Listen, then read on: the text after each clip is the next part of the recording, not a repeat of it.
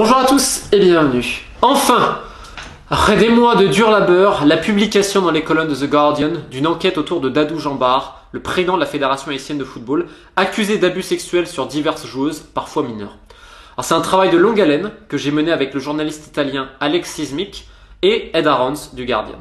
Et pour moi, c'est super important que cette vidéo, et que l'article également, parce qu'on varie les formats justement, on varie les langues aussi, se diffuse le plus possible. Pourquoi? Parce que malheureusement, ça risque potentiellement d'être étouffé, et que si ça ne fait pas le bruit escompté, ces gens-là pourront encore s'en sortir.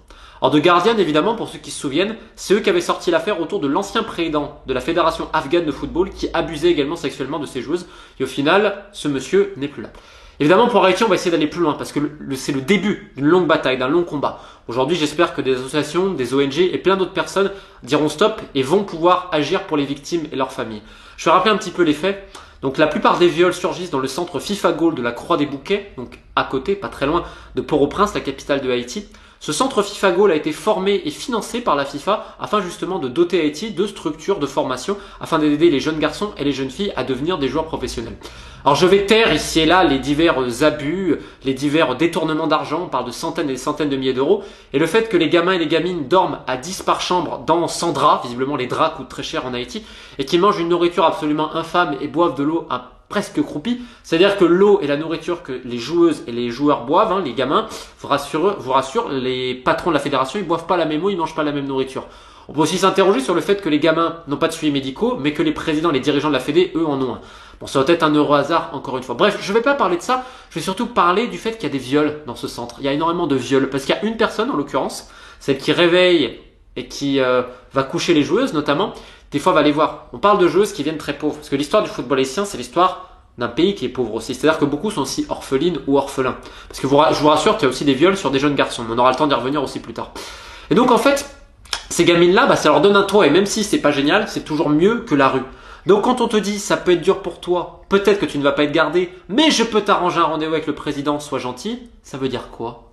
Ça veut dire qu'on a des gamines de 14 ans, j'ai notamment un témoignage qui est pas dans le livre, pas dans l'enquête, excusez-moi, 14 ans, elle a été convoquée, on lui a demandé de se déshabiller, parce qu'ensuite il fallait la dévierger. C'est-à-dire qu'on parle d'enfants parfois, de 14 ans, vierges, à qui on demande de se déshabiller pour qu'un espèce de malade de quasiment 70 ans. Et j'ai même pas la force de dire après ce qui se passe. J'ai même pas pu lui demander plus. Et je ne parle à d'autres victimes, des familles, etc. Parce que je peux pas. Je peux pas imaginer ce que c'est des enfants de 14-15 ans. Alors attention, les viols concernent aussi des joueuses plus âgées, parfois qui sont majeures de 18-20 ans.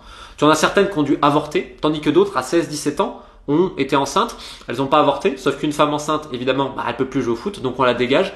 La plupart, elles terminent dans la rue, dans la prostitution, dans la drogue. Certaines meurent à 20-25 ans. Tandis que les jeunes garçons, ceux qui sortent du centre, parfois, c'est la drogue, c'est les armes, c'est le banditisme et c'est aussi la mort, parfois avant 25 ans.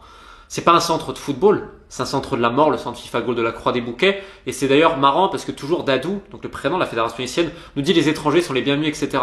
Ils sont tellement bienvenus que lors des dernières élections, en février, si je ne dis pas de bêtises, pour la présidence, des élections d'ailleurs plutôt illégales, puisqu'il n'y avait pas d'opposants et tout, j'en avais d'ailleurs largement parlé dans une première vidéo sur les mots du football haïtien. Bizarrement, c'est bizarre, on a interdit l'accès aux gens de la FIFA. Je sais pas, il y avait peut-être quelque chose à cacher. Alors là, depuis qu'ils sont au courant, parce qu'ils ont obtenu un droit de réponse, etc., et ça a mis du temps à être publié, il y a eu des pressions ici et là, je vous le rassure, ils essayent de mettre un coup de pinceau, ils essayent de nettoyer le bordel qu'ils ont créé.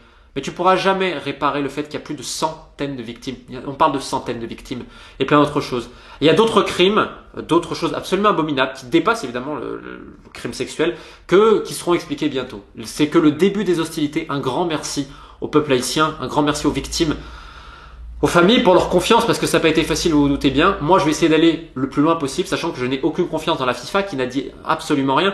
Et je vais me prouver d'ailleurs les mails que je leur ai envoyés, parce que je n'ai absolument rien à cacher. Et je pense que c'est important vis-à-vis des gens d'être transparent.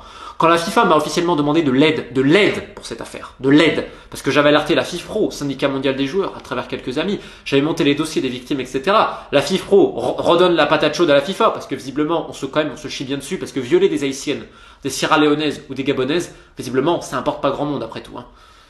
Il y a des trucs qui m'énervent. Comme m'a dit quelqu'un, il m'a dit tu prends trop à cœur. Et je lui ai dit ça avait été ton gamin. Ah, ça avait été mon gamin, ce serait différent.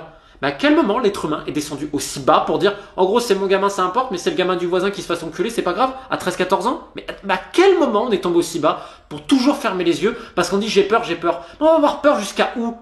Jusqu'à où? Jusqu'à ce que ça soit nos propres gamins? Et là, quand ça va nous toucher personnellement, on va dire, c'est pas normal et on va gueuler. Mais ce sera trop tard à ce moment-là.